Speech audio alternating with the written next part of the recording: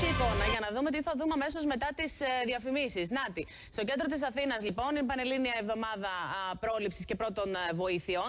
Θα κατέβουμε λοιπόν στο κέντρο της Αθήνας για να μάθουμε όλες τις πρώτες βοήθειες και τι θα πρέπει να κάνουμε μακριά από εδώ σε περίπτωση ανάγκης. Λοιπόν, διαφημίσεις και επιστρέφουμε. Λοιπόν, για πάμε να κατέβουμε στο κέντρο της Αθήνας, στα Προπήλαια, όπου εκεί μας περιμένει η ομάδα του ΕΚΑΒ. Ο κύριος Δημήτρης Παπαγιαννίδης, πρόεδρος του ΕΚΑΒ, και ο κύριος Αριστομένης Σιγκελάκης, αντιπρόεδρος ΕΚΑΒ. Καλό απόγευμα. Καλησπέρα στην κυρία Αντωνοπούλου και ευχαριστούμε πολύ για τη σημερινή εκπομπή που διαθέσετε χρόνο για το ΕΚΑΒ.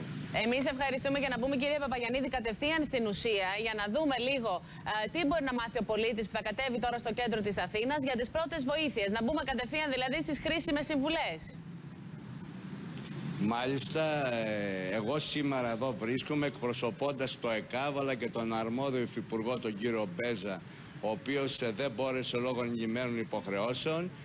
Το ΕΚΑΒ καθιέρωσε από φέτος πανελλήνια εβδομάδα πρόληψης και εκπαίδευσης με σκοπό να ευαισθητοποιηθεί ο κόσμος στο θέμα πρόληψης και να εκπαιδευτεί όσο το δυνατόν σε θέματα άμεσης επέμβασης. Ωραία. Για να δούμε την εκπαιδεύτριά μας και να μας δείξει ακριβώς τι θα πρέπει να κάνουμε, κύριε Παπαγιαννίδη. Βοηθήστε μας λίγο σε αυτό, να μας δείξει η εκπαιδεύτρια. Η εκπαιδεύτρια είναι την κακιά την ώρα. Τι θα πρέπει να ξέρουμε και τι θα πρέπει να γνωρίζουμε.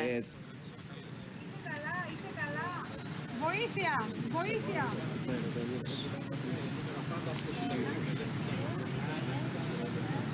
Το πρώτο δηλαδή που κάνει είναι, κύριε Παπαγιαννίδη, να προσπαθήσει να καταλάβει αν είναι καλά ο ασθενής. Αν αναπνέει.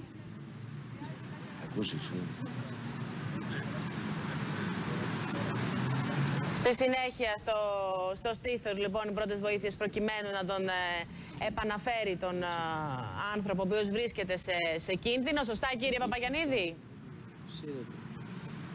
Ναι, μάλλον δεν μας ακούει ο κύριος Παπαγιαννίδης. Λοιπόν, το τεχνητό φιλί. Λοιπόν, επειδή δεν έχουμε και καλή επικοινωνία, όλα αυτά συμβαίνουν τώρα στο κέντρο της Αθήνας. Μία εβδομάδα πρόληψης από το ΕΚΑΒ.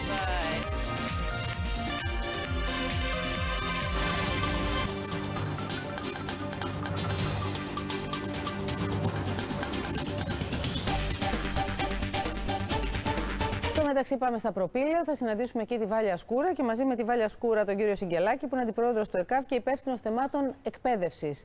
Είναι εβδομάδα αυτή η ενημέρωση που διανύουμε και τι πρέπει να ξέρει ο μέσος πολίτης, Βάλια?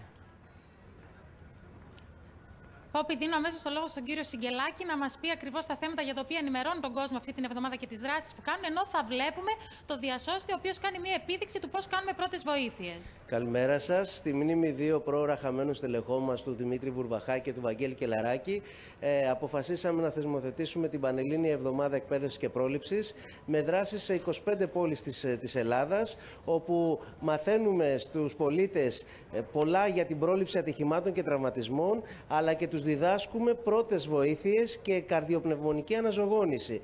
Το σύνθημά μας είναι ότι είναι στο χέρι σου να κρατήσεις, να σώσει μια ζωή, και μια εβδομάδα όπως αυτή της πρόληψης μπορεί να κρατήσει κυριολεκτικά μια ζωή. Ωραία. Να μας πει δύο λόγια τώρα, καθώς κάνεις πρώτες βοήθειες στο διασώστη. Το πρώτο πράγμα που κάνουμε είναι να ελέγξουμε την αντίδραση. Είσαι καλά, είσαι καλά. Βοήθεια, βοήθεια. Ελευθερώνουμε τον αεραγωγό, βλέπω, ακούω, αισθάνομαι για 10 δευτερόλεπτα. Βλέπω αν εκτίθεται ο θώρακας. Ακούω την εκπνοή και αισθάνομαι το χνότο. Αυτός ο άνθρωπος δεν αναπνέει. Παίρνω τηλέφωνο το 166 και τους λέω: είμαι ο Αποστόλης, βρίσκομαι στα Προπήλαια και έχω έναν άνθρωπο ο οποίος δεν αναπνέει. Αυτό είναι το τηλέφωνο μου, θέλετε κάτι άλλο? Όχι. Και αυτόματα ξεκινάμε 30 συμπιέσεις στη μεσότητα του στέρνου για να στείλουμε αίμα στον ανθρώπινο εγκέφαλο, που είναι το πιο ευαίσθητο όργανο του ανθρώπινου οργανισμού. Και μετά κάνουμε 2 εμφυσίσεις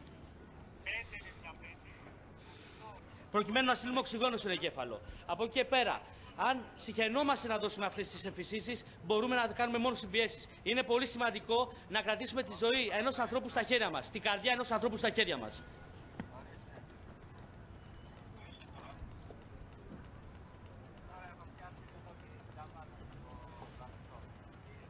Αυτό το κάνουμε μέχρι να έρθει το 166, μέχρι να ανανύψει ή μέχρι να κουραστούμε. Είναι κάτι πολύ απλό. και σίγουρα θα σώσουμε μια ζωή. Να σας ευχαριστήσουμε πολύ. Ήταν οι βασικές οδηγίες αυτές που είδαμε για να δώσουμε τις πρώτες βοήθειες, να κάνουμε τα απαραίτητα δηλαδή, και θα ξαναβρεθούμε κοντά σας τις επόμενες ημέρες για να μάθουμε περισσότερα.